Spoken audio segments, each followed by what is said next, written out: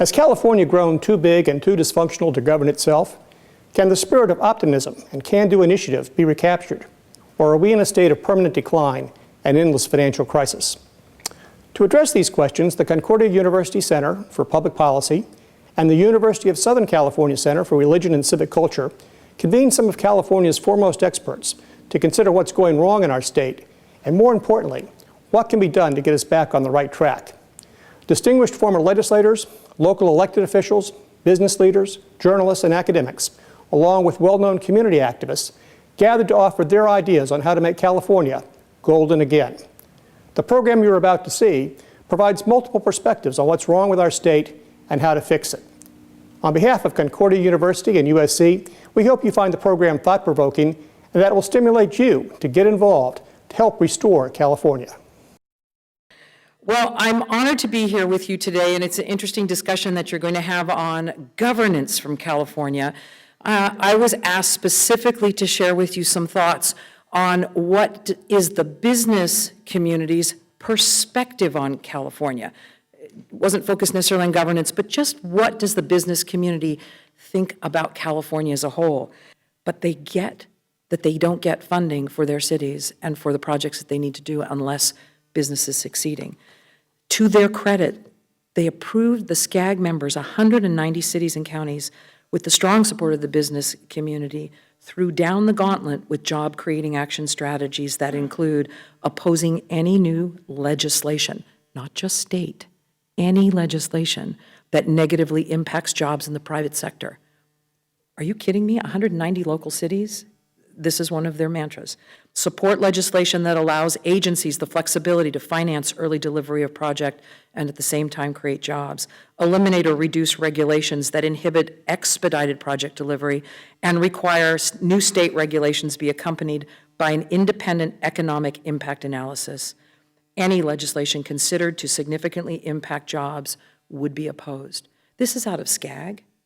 The business community loved this. CEQA exceptions for specific projects. We're intrigued by that because a lot of our businesses, it's interesting, CEQA reform efforts, I think for one of the first times that I can remember, CEQA reform has always been talked about by the development community.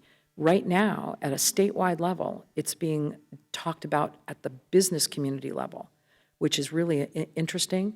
And the business community has said, okay, we see what you're doing with these big scale projects to do exceptions, but shouldn't you just take the time to do the right thing and do it now and fix this thing? All of those building standards, all those environmental standards since 1976 are all into law. Can't we just comply with them? And the underlying message is, we'll pay your damn tax. Just give us the reforms that make education work. It was fascinating. They would never say that publicly, but that was sort of the underlying message, the tone in the room. There was no press there. It was a very candid discussion with the governor. Talk about reforms to education. It's a huge priority for us. Even Prop 13 that we loved shifted the policy and the funding decisions to the state. And that birthed Melrose, and now, as you know, they're advertising no Melrose is a big incentive for buying a new apartment or house, or a condo or house. And the irony is the property tax has proven to be the most stable source of funding and probably could have funded more local programs rather than going up to the state. We've looked to incentive grants, to subventions, tax expenditures, or tax write-offs. Those are not sustainable. They're temporary. We depend on those. We've created dependence on other people's money, growing unsustainable entitlements. We simply have too much government. Too much bonded indebtedness. We're now bonded to the point that if we expended all the authority we have, we would well pass what we spend on our universities. And then when we have extra money, we put it into goodies that are going to build the base and continue that we can't sustain. And frankly, county government is structured in such a way that the structure does not meet the purposes. We need to reform these areas where they really are there structured for the purposes, and to bring those to a level where people can see the results, the accountability is there, and that it's going to be far more cost effective. But on the positive side of the things that Lucy outlined, we have those businesses and nonprofits that have stepped up to the plate, supporting many of the lapses that we've had in funding. That creativity has to continue to be unleashed. And we know that whatever we can do through the business community, through nonprofits, to step in, form the kinds of partnerships that can really help to solve the problems. Because all politics are local, and we're entitled to utilize our collective capabilities locally with the creativity that this county has to offer and influence. Right now, the bottom line is the economy and jobs, but we need to elect leaders that can look to the future, what's going to be happening in California in 10 years from now, and not for the NIMTOs, and that is not in my term of office. Thank you. Therefore, if there are safe seats, people in those safe districts have the potential of being challenged. And I personally support term limits, but I do like the extension of the term limit discussion and the voter established initiative that allows for serving in one office for 12 years. And I think in those two tweakings, hopefully there will be a benefit. We need to start doing things opposite of how we've always done it, because times have changed. And I will keep my remarks brief, mainly because they agitate too many people in the room. But I think it's important to figure out how we as Orange County, those who are in elective office today in this county, say, I want to overturn that apple cart and challenge the way services are delivered, challenge our legislators to make sure we are not just running the DMV of the 1960s, which we are, where we're not necessarily running education programs, be it higher education or others, the way we always have, because that's just the way it is. And those challenges need to be made now to, I believe, build back the credibility of government within the public's eyes. And if we don't, many more of these more aggressive changes that the citizens will apply are going to happen all the way across the governance structure. It's done at the schools, done at health care, and done in social services in the past. This time around, it was with state prisoners. The state got into trouble, overcrowding of our prison system, not taking the proper medical care, so the governor said, aha, we will just send those prisoners back to the counties. Their jails seem to have some capacity in some fashion. Our probation office has a much broader scope of how they can discipline somebody who violates parole or probation. We have only had to send back 15% of these people released to us. When they are typically released to the parole department, 67% go back to prison. Why is that? Because we have a spectrum of ways to be able to handle it. And we have people who are interested in protecting our citizens, but also saying, let's get these folks back into the workforce and becoming productive rather than going back to their previous trades. So this one is working with one exception. The only money that came was for this year, and the governor said, then I'm going to ask the citizens to pass a tax to pay for it in the future. Orange County, starting in 2007, recognized the downturn in the economy. And as a result of that, we laid off people, we furloughed people, we froze jobs, and over a 3-year period, shrunk our workforce by over 10%, literally, not just numbers on a page, but actual people showing up to work. That's how a year ago, and this past year, we were able to keep our budgets balanced. We cut our costs to match our revenue. We called it living within our means. If the state legislature and governor would take the resources they're receiving now and manage the budget to that, that would be the first big and best step, rather than saying we need to tax you more to give you more of these services. No, live within your means. Power needs to be moved to the smallest possible governmental body that can effectively handle the regulation. Move power down. Because the closer people are, the more engaged they are. If people don't think, and this brings me to that second point, from the outside looking in, people don't think they can affect their government anymore. They think it's just this big wall, and they yell at the wall and nothing happens. And they don't believe that they're going to ever be able to make progress having government listen to them anymore. They've given up.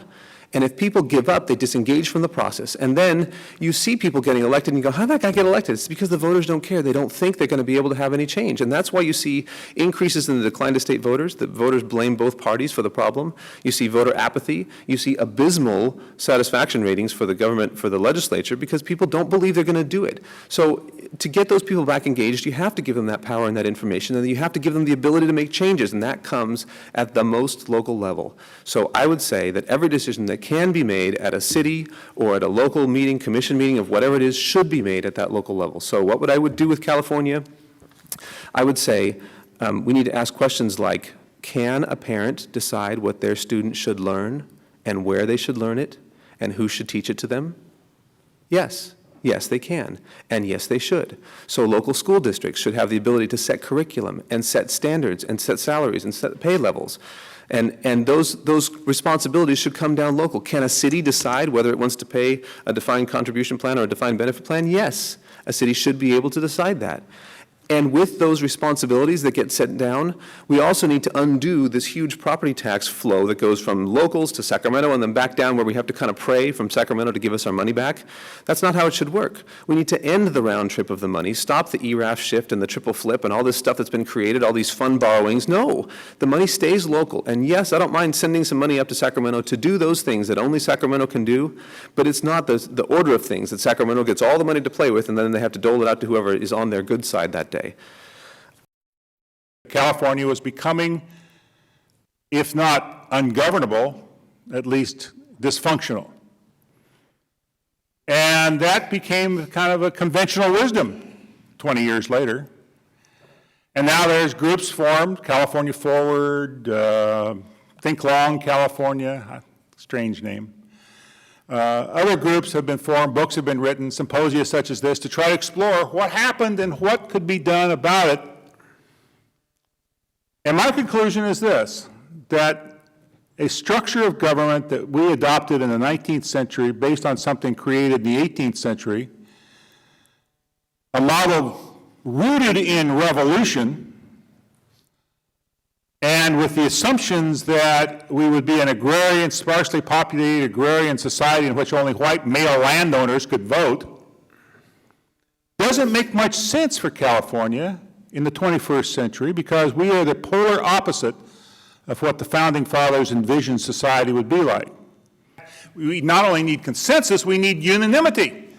Kurt Pringle and other people who have been in the legislature will tell you, you can't just get consensus. You've got to have everybody aboard, and if you don't have everybody aboard, they'll use one of these checks or one of these balances, a referendum, a court battle, a secret suit to stop anything from happening. The governmental structure rooted in the American Revolution, adopted by California and modified an infinite number of times, is out of sync with what we are as a 21st century society. So then you say, oh, how would you change it? Well, first of all, you've got to be willing to change it, and you've got to be willing to take the risk, because the only way you can change it legally is through a constitutional convention. You say, well, by God, they may legalize marriages with dogs if you have a constitutional convention. Well, no, they wouldn't. And the voters would have to ratify it anyway. So what have we got to lose? This system doesn't work. It can't work. We keep thinking we elect just somebody else as governor, to put another in power, it'll work. It won't work. It doesn't work. Can't work.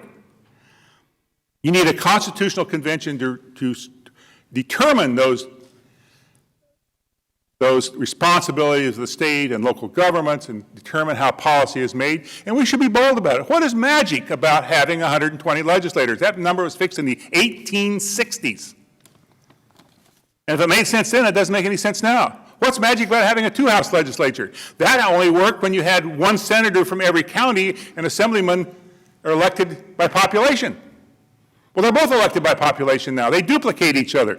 It's just more ways, more impediments to decision making. We need a structure that empowers those we elect to office to make decisions, number one. And number two, and equally important, holds them accountable for those decisions. We have a wonderful system in California for passing the buck. We have a terrible system for having accountability. The problems are very clear. and they're rarely understood and rarely written about.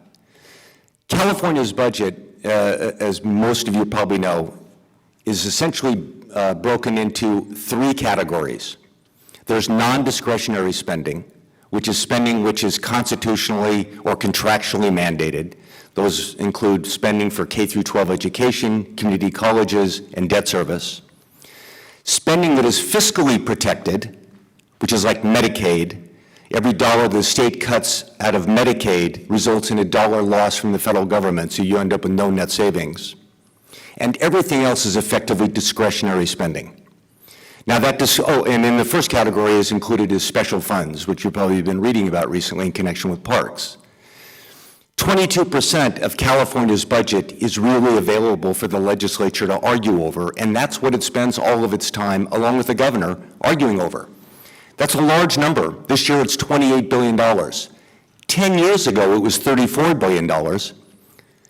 So the discretionary portion has gone down, but it's still a very large number.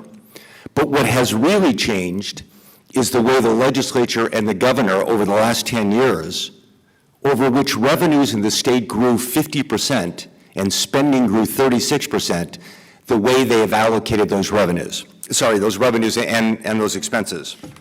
10 years ago, if you take the pie of discretionary spending and you allocate it among corrections, which is largely discretionary except for the portion that is mandated by federal courts for prison health care, University of California, California State University, retirement benefits, which means pensions and retiree health care for government employees, and parks.